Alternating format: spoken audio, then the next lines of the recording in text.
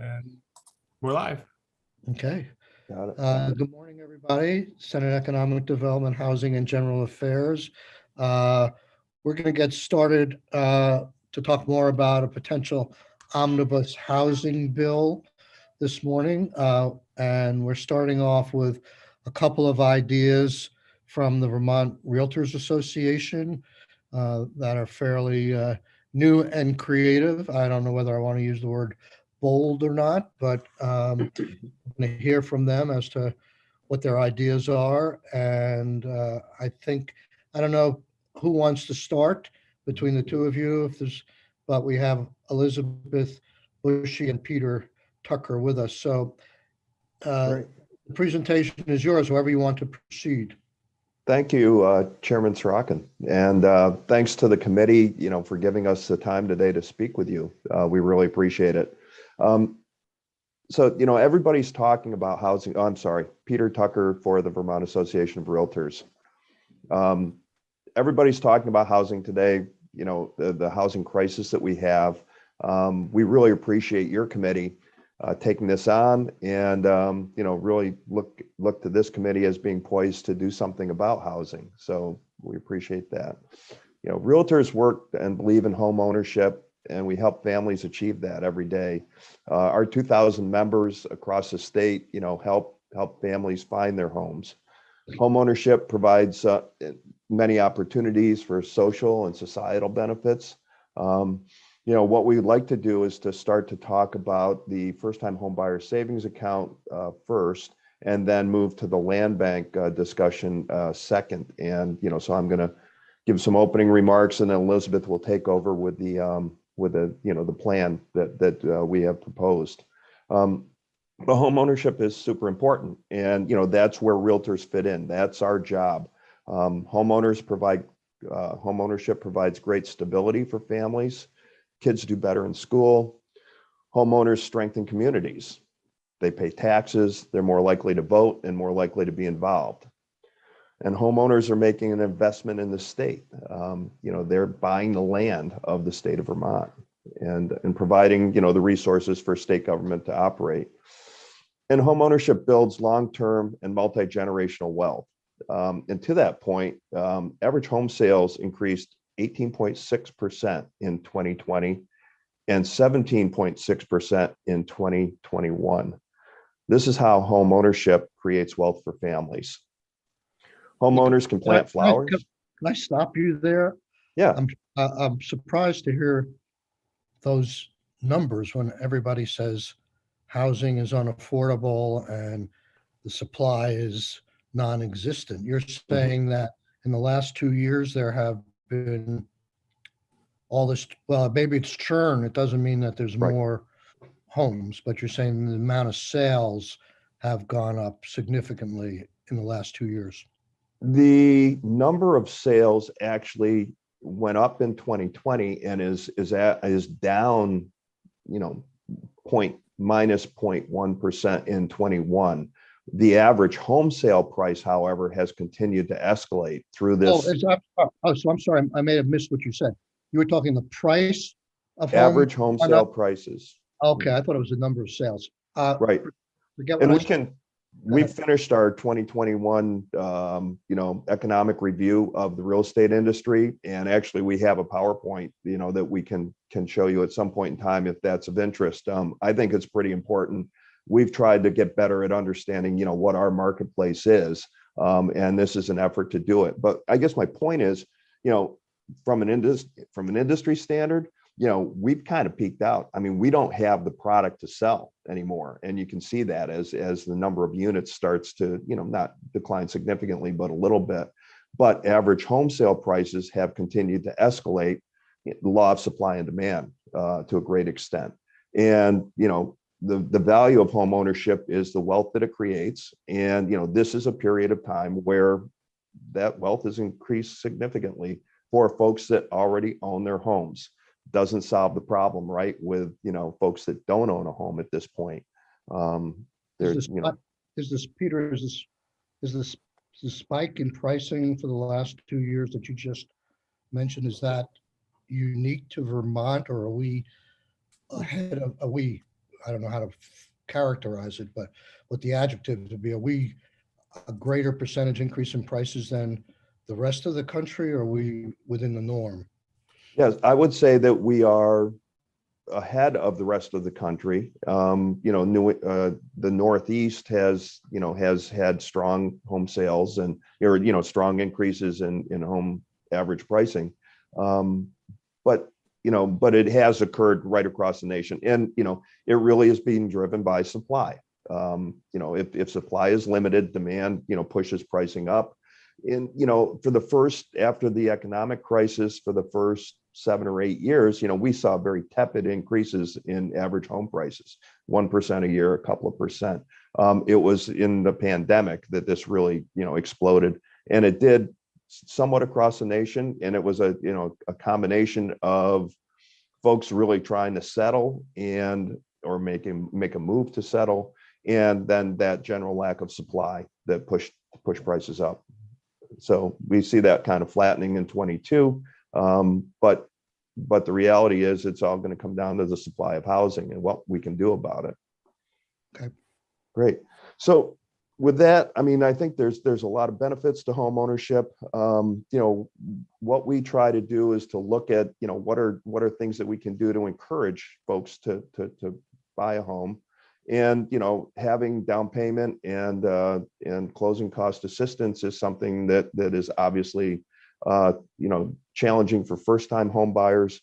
As a result of that, Elizabeth Bushy, who is a young Vermonter and interested in home ownership, kind of started doing research on this.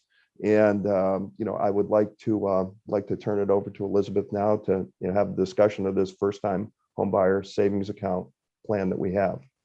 Okay, good. Elizabeth, welcome. Thank you. Elizabeth Bushy for the record, for the Vermont Association of Realtors. So the first proposal I want to talk to you guys about is the first-time homebuyer savings account program.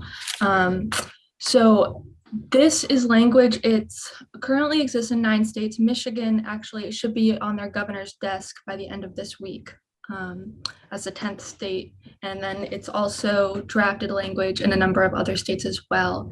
And what this would do would be allow for the creation of a tax-advantaged first-time homebuyer savings account that would work very similarly to a 529 plan with a few more guardrails, right? So the way that I've drafted this language is actually that the account holder must be the beneficiary. It's a little bit different in other states, but it's really to ensure that it's geared towards the first-time home buyer, right? That the person who's receiving the tax benefit is the first-time home buyer themselves, and not like a parent or a grandparent who's taking out this account on their behalf and getting a tax break for it. So I've drafted the language. I believe Scott has sent it to you all. Yeah, it's on our website. We can pull it up. It's under your name on today's date. Great. So Peter's testimony, though, would be great to get. Okay. Hello, you two. Getting you twice in 1 week is Right. very exciting. great. Oh, good. So, as you all know, the numbers are insane and first-time home buyers are being priced out of the market. We get calls at the association. I have conversations with realtors telling me that they have nothing to sell. Consumers have called us saying that they can't get a home, like they make bids and bids, and they're constantly being priced out. Now, we have first-time home buyer down payment assistance, and that's really helpful, but there's income restrictions on that, right? So this is really geared towards helping sort of that missing middle. So your workforce, so these are generally people who are employed, and they're going to be your nurses, your teachers, your tradespeople, who can generally afford to save, but they're not being able to save enough for a down payment in this current market.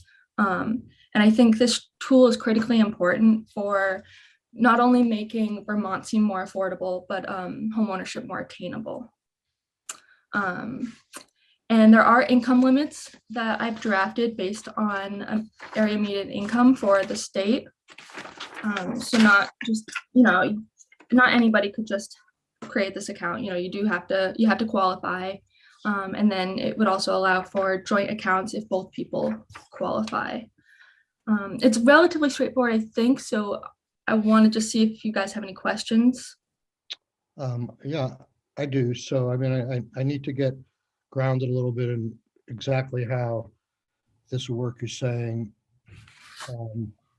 The idea is to put money aside in anticipation of collecting enough money to be used for a down payment Correct. on a home. Yep. Is that essentially it? And the So, home must be purchased in Vermont. a home that can be purchased in Vermont. So, what is where is the incentive built in? Is there a tax deduction or tax credit when you put this? Yeah, money so aside? yep, there would be a tax credit and all of the, you could put it in pre-tax and also the interest on the funds would be tax exempt. So you put like $1,000 a year out of your earnings, and that becomes a deduction or a credit? Leave a credit, but let's see, yes.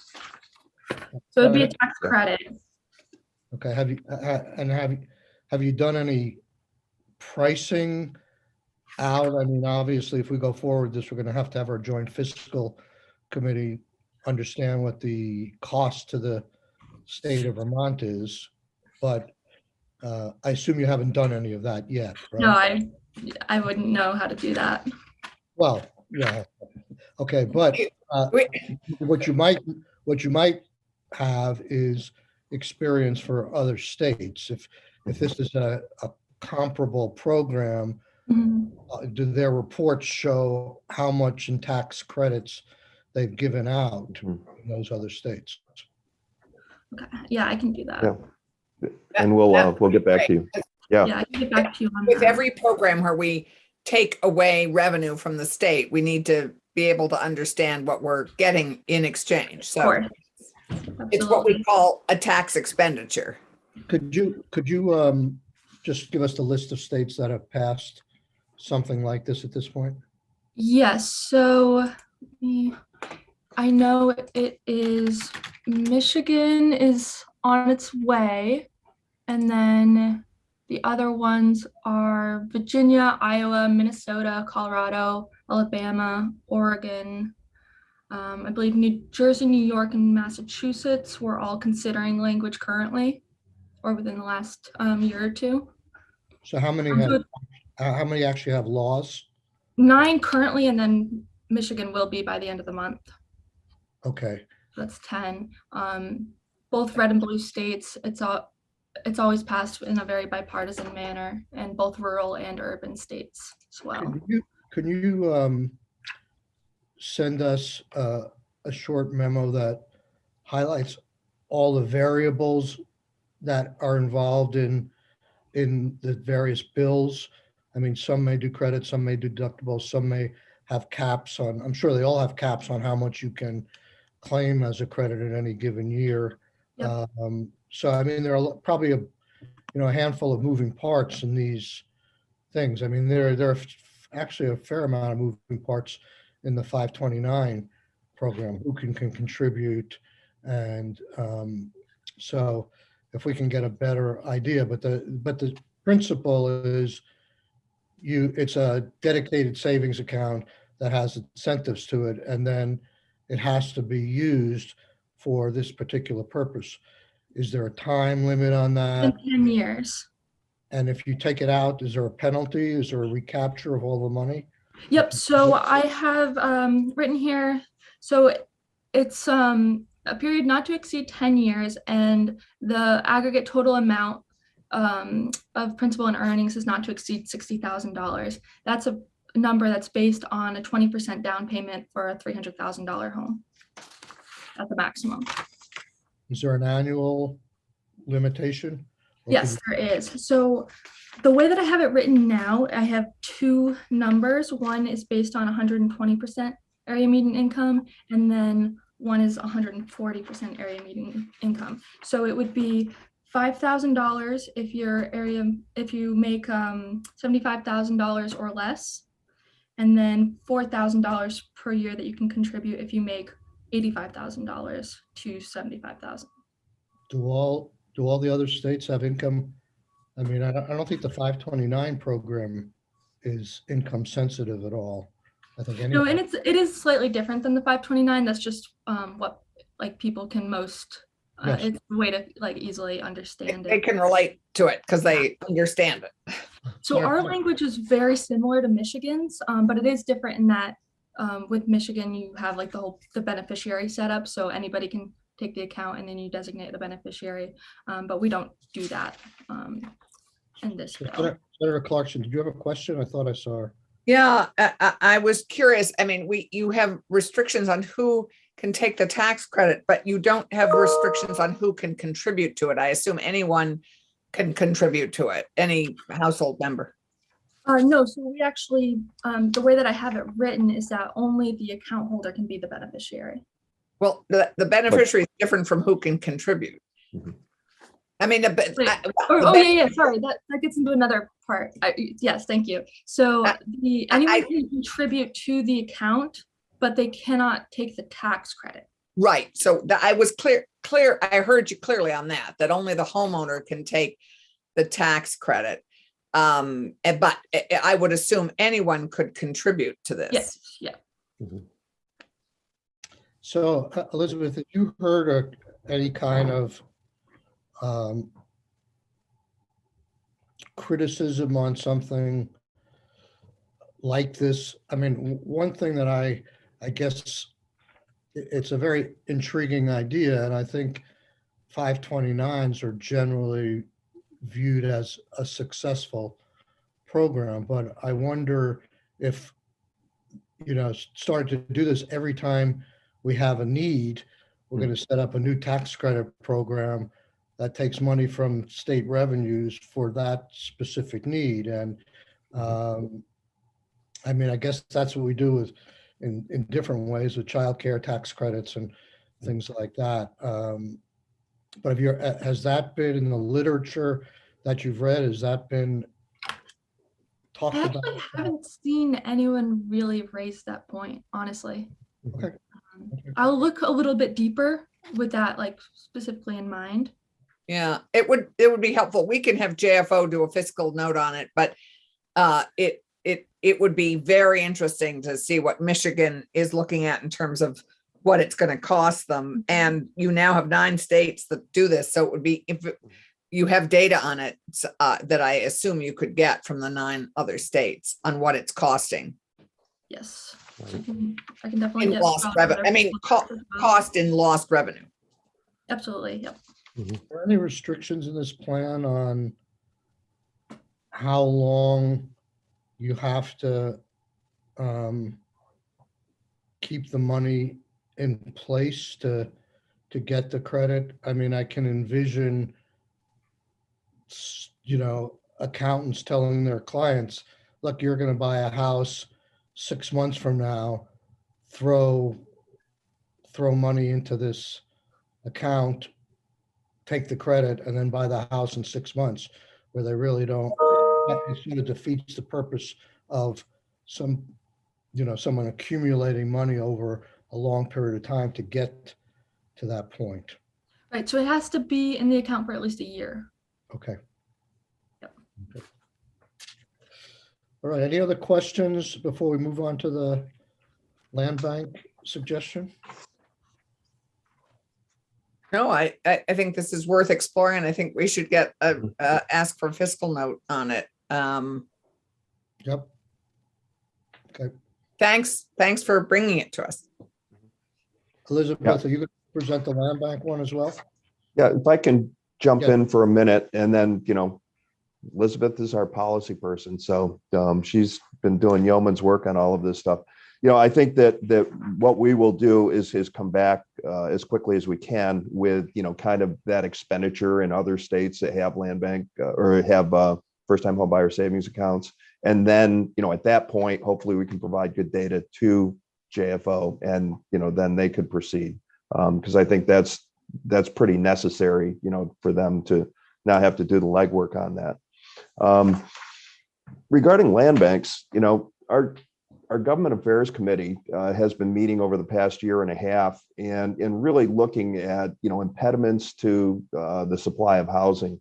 And, we understand that, looking at the Climate Council's report, that creating housing in downtowns and neighborhood development areas using smart growth principles to create compact development is the preferred way for housing to develop in Vermont. So that was kind of where we started. And, we have some specific targeted Act 250 reforms that we feel would really help housing, especially in these areas.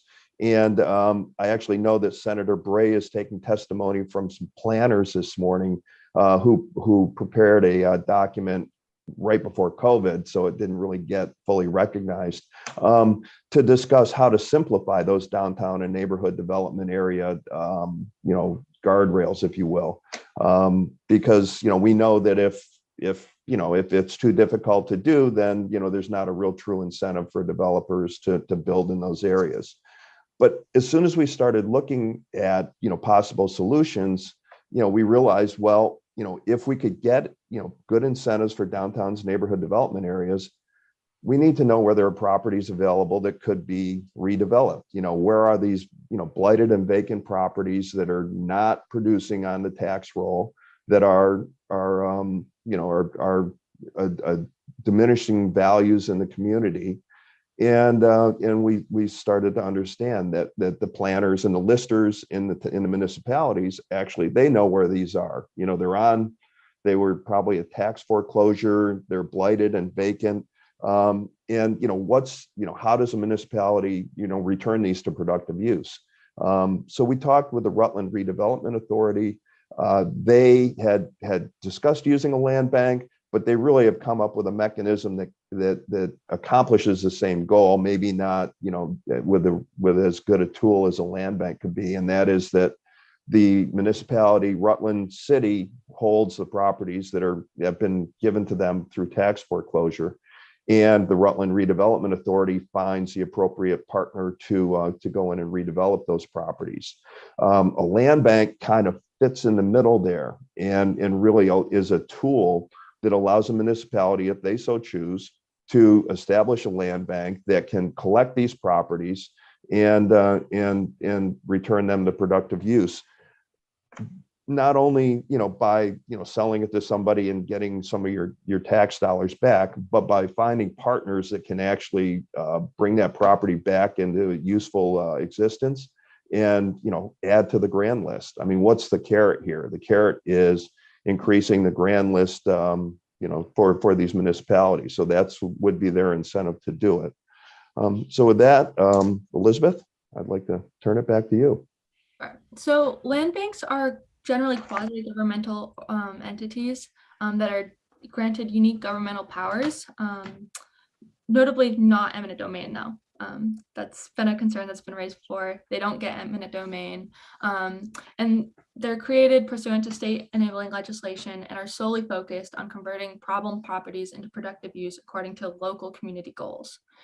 So vacant, abandoned, and tax delinquent properties are often grouped together as problem properties because they destabilize neighborhoods, create fire and safety hazards, drive down property values, and drain local tax dollars. In some senses, these are properties the private market has altogether rejected, oftentimes because the cost of rehabbing them is greater than what they could even sell for. So land banks acquire these properties with the intention of either immediately returning these properties to productive use or temporarily holding and maintaining them for the purpose of stabilizing distressed markets or fulfilling long-term land use goals. So land banks, in essence, are a direct response to the growing trend of vacancy and abandonment created to strategically acquire problem properties and convert these liabilities into assets. So land banks are intended to acquire title to these problem properties, eliminate the liabilities, and transfer the properties to new responsible owners in a transparent manner that results in outcomes consistent with the community-based plans. And that's really important. They do have a lens towards equity. So the life cycle of a vacant property is generally, you've got the vacant property, it goes through a tax sale, and then the property is purchased by the highest bidder, who is a speculator or is, maybe an out-of-state landlord, they don't fix it or they do it up to the bare minimum, and then it just falls into disrepair again, and the whole cycle starts again. So when a land bank comes in and purchases that property, that's where the cycle is really broken and they can start doing their work. So this land banks differ wildly from state to state. But more recently, there's become comprehensive land bank legislation that generally grants the same powers. So they're able to acquire property through various mechanisms, including obtaining property at low or no cost through the tax foreclosure process. So in most states where this is successful, a land bank gets first dibs during the bidding process, so they can make the minimum bid, say we want this property, and the municipality will say, okay, it's yours. In some cases too, they'll make that minimum bid and nobody else will bid. The municipality will then say, since nobody else bid on this property, we wouldn't have been able to get rid of it and we'd still have it with this liability. So we're going to just give it to you, recognizing that the investment you're going to put in is going to be something that we wouldn't have otherwise been able to receive. And the goal is to just get it back on the tax rolls in productive use. And then they're also able to hold title to property tax exempt, and in some cases extinguish back taxes. They can clear titles, and in some cases they can expedite the process. They can consolidate and assemble publicly held inventory into a single agency. They can streamline the disposition and sale of properties to responsible owners or developers, lease properties for temporary uses, and convey properties for below market value, focusing on the outcome that best aligns with the future and land use goals rather than the highest price bid. So it's important to note, though, that a land bank is not a silver bullet for communities struggling with vacant, abandoned, and deteriorated properties. Though land banks are uniquely designed to help reduce these problem properties, the policies, priorities, and activities of a land bank must complement other community strategies and activities, such as strategic code enforcement, smart planning, and community development, and effective tax collection and enforcement. Land banks are, so it's important to note too, because a lot of the questions that I've been getting is like, okay, but why a land bank? Like, is this redundant? Like, don't we already address this? How is this different than a redevelopment authority? So land banks are focused on the long-term perspective of neighborhood stabilization, while redevelopment authorities are focused more on short-term goals, like getting properties back on the tax rolls and spurring economic development. Redevelopment authorities are also more focused on area redevelopment, while land banks address isolated sites. Land banks also primarily address residential properties, while redevelopment authorities primarily handle commercial and industrial properties. And then redevelopment authorities can sometimes obtain properties through eminent domain, whereas land banks cannot do that. The other question is, okay, but how is it different than a land trust? Land trusts are great community partners, but land banks and community land trusts are different, even though they're complementary in nature. Community land trusts are nonprofit organizations governed by the CLT residents and nonprofit and public representatives, and they provide permanent community control and land and affordable housing. So the biggest differences are partly the structure. So land banks are public entities with limited governmental powers conferred to them by state enabling legislation, whereas CLTs are private nonprofits. So the land banks have a little bit more authority and flexibility than a community land trust. And then the tenure of ownership. So while land banks can hold properties long-term, they generally only hold properties for a short time, whereas CLTs perpetually own land. So that requires more of an institution than a land bank needs to be. And then in terms of the property disposition, land banks can sell properties for a flexible price to a wide range of end users consistent with that community's goals, whereas CLTs can only sell properties to income qualified buyers. So land banks really provide a good opportunity to address that missing middle, that workforce housing, right? So while they're seemingly very similar, CLTs and land banks have very distinct functions. The CLTs support the community goals of lasting affordability, while land banks are focused on stabilizing and revitalizing problem properties. And many are also focused on increasing homeownership, access to historically marginalized groups. Now, land banks also sell property for the flexible price that's based on community needs and goals. And once the property has been returned to the market, the land bank is not required to hold an interest in it any longer. This allows people to build wealth through equity. So that's a really important feature. And having both this option and the shared equity model of CLT allows people to choose the option that best meets their needs. So I really do believe that the work that the community land trusts do is really important, but we need both for people who are in different situations and have different needs at that time. So land banks and CLTs can leverage their unique features to work in concert and unlock a pipeline of quality affordable housing for current and future generations. And it is really critical for land banks to work with the local nonprofits. And the most successful land banks have community partners. They have local contractors that they work with on these houses. They work with the home ownership centers to connect potential home buyers with these properties and develop a comprehensive plan for redevelopment. Now, it's also really critical to think about, okay, so how is this going to be funded? Land banks are generally funded through a variety of sources. So just like their structure, it's so different depending on the location of the land bank, its goals, and the tools and resources that are available to it. A lot of times they sell properties at a loss because it's about, redeveloping these properties and increasing home ownership. But they can get foundation grants, general fund appropriations from local and state governments, federal and state grants, so they can get access to CDBG grants, TIFs. A big part is philanthropy. And then a couple financing mechanisms unique to land banks have been included in state enabling legislation. So for instance, in Michigan and New York, land banks are able to recapture 50% of the taxes on properties returned to the tax rolls for 5 years. And in Ohio, special fees imposed on delinquent taxpayers provide a dedicated source of funding for land bank operations.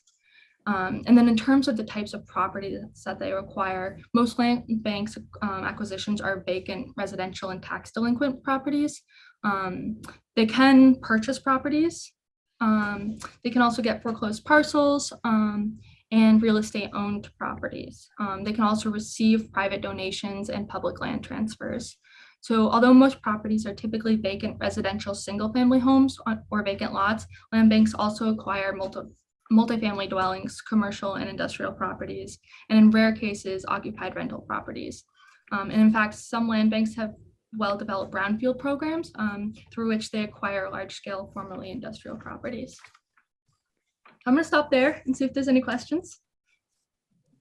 Yeah, I think you started to go down the road of saying where they get, how this gets paid for, where they get their resources from. And I'm not sure I heard, you said that there's a lot of different ways they do that, but I'm not sure I heard, in the classic land bank situation, is there a funding source to cover this? So there's not really like a typical land bank because they're all so different because they're based on their community needs. So this bill would not require an appropriation. That should be super clear because this is really just enabling legislation. So this is saying, okay, if municipalities want to do this, this is another tool in their toolbox that they can do it. It depends on the size of the land bank and the activities that it's engaged in with how much money it actually needs. But it really depends on how they're going to get their funds, right? So they can do TIF districts, CBDG block grants, other federal grants, philanthropy. They can receive property donations. Have any states, or I guess I would put it another way, given the fact that Vermont's so small, why wouldn't we just establish a statewide land bank as opposed to having scores of municipal land banks? I think because the idea is that the municipalities know what they need, right? Because it's got such community focus. And it's really about addressing what that community needs. I don't know that there is a state land bank that exists anywhere. I could look into it, but it's really meant more to be a small scale, village centers have these problem properties. They can come together. So the way that the draft language is written is that an individual municipality can create a land bank, or multiple municipalities can enter into an agreement to have a regional land bank. And I believe that's a more appropriate way to do it than a statewide land bank. It's also not a necessary tool for all of Vermont, right? Like Chittenden County can basically take all of these properties that they have because the demand is there, and they don't have quite the deterioration that you have in some other parts of the state. So I'm going to have to get my arms around this a little better, but do you need an entity called a land bank with, directors or boards or whatever, or can you just pass a law that gives the same powers to each municipality to do this? So the municipalities, and I've spoken to a couple, and some of them are doing this work, and they're like, we don't have the resources or the expertise to do this. Like, we're doing it because we have to, but it's a drain on, the municipality. And so what this would do is it kind of it gives the authority to the land bank, which then leverages the expertise of the nonprofits with the authority of the municipality, and it has a lot more flexibility. Senator Clark. Thank you. Thank you for bringing this. We've discussed this in other areas, and it's something it's great to be discussing this again. It does strike me that we have many different groups doing this kind of thing in our communities. We have the redevelopment corporations that have been doing a good job with some of this. It strikes me that the land banks, because not every town or towns, I could envision this towns banding together, sort of like our community, our communications union districts, that smaller towns could band together to create this kind of thing. On the other hand, we already have a mechanism for that, which is the redevelopment, which is the development corps, the regional development corporations. And a land bank could be another entity that the land bank exists under the umbrella of the development corporations, because I know that both with the Green Mountain Economic Development Corp and the Springfield Development Corp, they have at different points owned land. I mean, Springfield big time, because no one else is going to clean up those things. And you're right, the municipal, a governmental organization, it has access to state and federal money that nobody else does. So that makes it very attractive. But it does strike me that a regional, for some of our smaller towns, that a regional home for this, like our development corporations, which already exist, that it might make sense to house them there. Obviously, big cities could do something different, but it strikes me that we want to have a place where we are coordinating all these kinds of interests and opportunities. And in some cases, they're already doing this in a way. Have you talked to any regional development corporations? Not the RDCs, no, just the local redevelopment authorities, some municipalities, and like select board members. Yeah, because I think our next step would be to talk to the regional development corps and our planners, because this would be, a great, I think, a great addition to what they're doing, and in some cases they're already doing it. Right. I mean, it could be a good tool, and it'd be even a better tool if we didn't have to expand the organizations that have separate organizations that deal with it. If we could just enable some powers to the Regional Development Corporation or the redevelopment corporations. It seems to be a lot of people working to get to these vacant properties, and to just some of the benefits of a land bank without actually establishing a whole nother entity. Peter, you had your hand up. I did. And, just I wanted to address, so we did talk with the Rutland Redevelopment Authority, and, the city of Rutland actually provides some base funding for them. So, because this is an authorization by a municipality or a group of municipalities, they would be, one of the funding mechanisms in their ability to get grants and that sort of thing to get this thing started. Most municipalities have, a handful of properties that are fit this exact situation.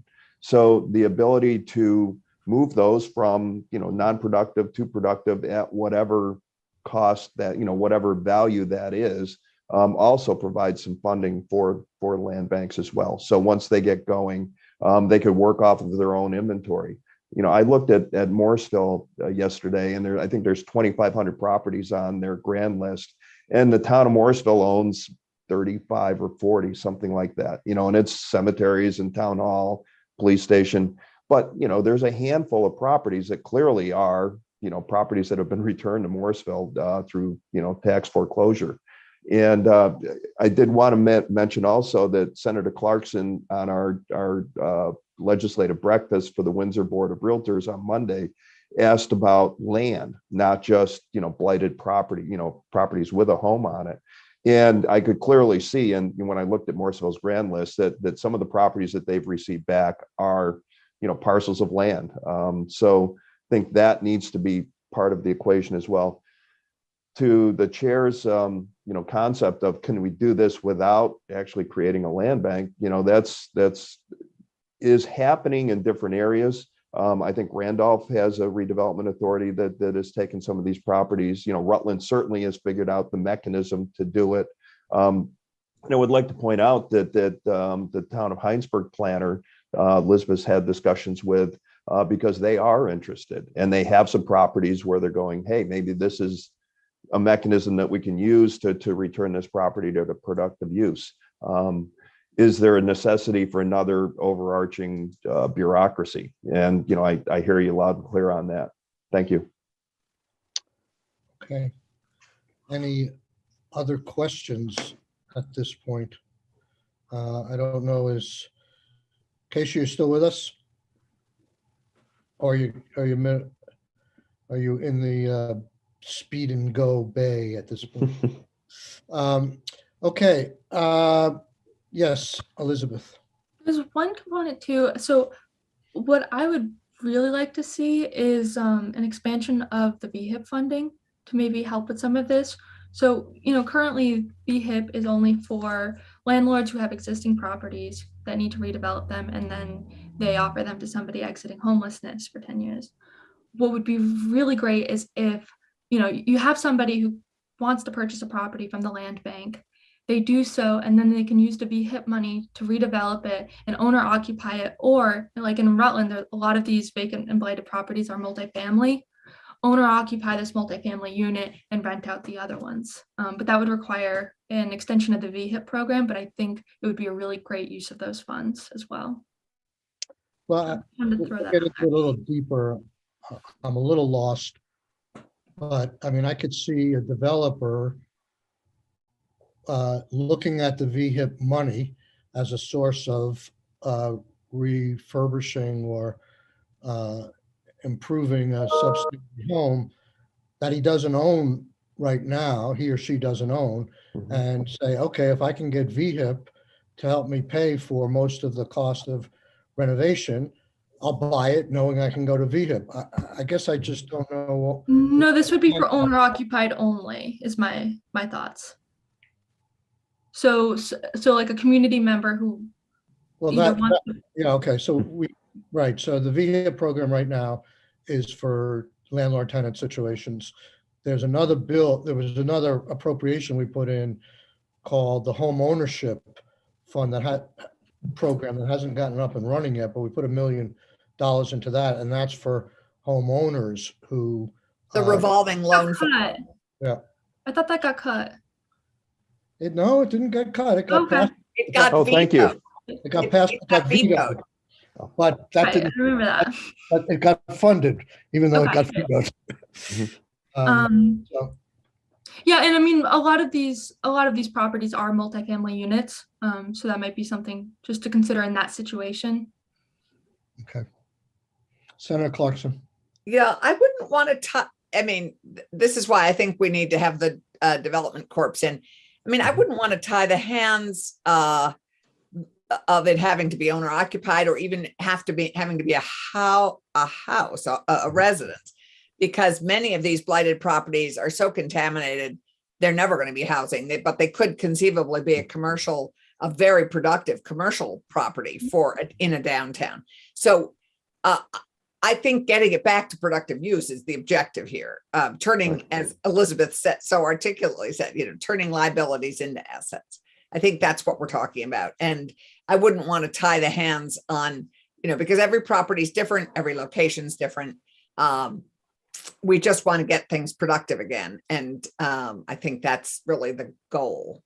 And Yeah, we obviously not have land the goal, the housing goal as well. But I think a land bank needs to be a little more flexible, because if your objective is to turn something that has been contaminated and has been vacant for many years, it's not necessarily a housing option.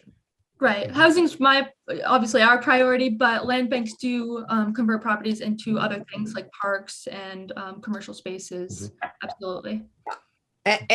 Yeah, and they can be mixed use. I mean, I would love to have a program, and VHIP is partially it, but currently use downtown spaces where they've let the buildings go to hell, and their apartments on the second and third floor. And what are the, other than VHIP, which I hope they would use, but I don't know if it's, anyway, we have to think broadly and creatively, I think, about some of these things. But I think this is a great idea, and I would just to figure out where the home is and how to house it and anchor it so that it brings as many de-silos things. I think that, so anyway. Okay, so we're right at break time. We'll come back at 10. I want to thank Elizabeth and Peter for bringing these ideas to our attention. Here. We'll work them up some more in our omnibus bill and see how and if they fit. We're going to go for the next hour, we're going to talk with Senator Bray and Ellen Tchaikovsky about Act 250 and changes there potentially that could help housing, and Senator Brock's bill, S270, dealing with housing regulation modernization. So Peter just has something to add before we, I think, go on break. Thank you. Yeah. Sure. Thank you, Chair. So, and it is to your discussion with Senator Bray coming up, all of these things are, could be helpful, but if we don't get some specific Act 250 reform, to drive compact development, then, the rest of it is not going to matter as much. We need to look at those designation areas, simplify the rules, create some incentive for folks to work in that area. We have a builder on our Government Affairs Committee, and he said, look, if I could avoid Act 250 review in downtowns and neighborhood development areas, I wouldn't build anywhere else. I would just focus on those activities. And, that's the solution. And we're, we've been looking at this for the past year and a half. We see pretty clearly how, we can provide some incentives for the development of new housing, and we want it focused on that first-time home buyer, right? We don't, the luxury market takes care of itself. It's that property for that first-time home purchaser that we need more of. And if we can do that, and we can put some guardrails on it that make it work, I think we have an opportunity to be, to really help our housing supply issue in the state. Thank you. Thank you, Peter, and thank you,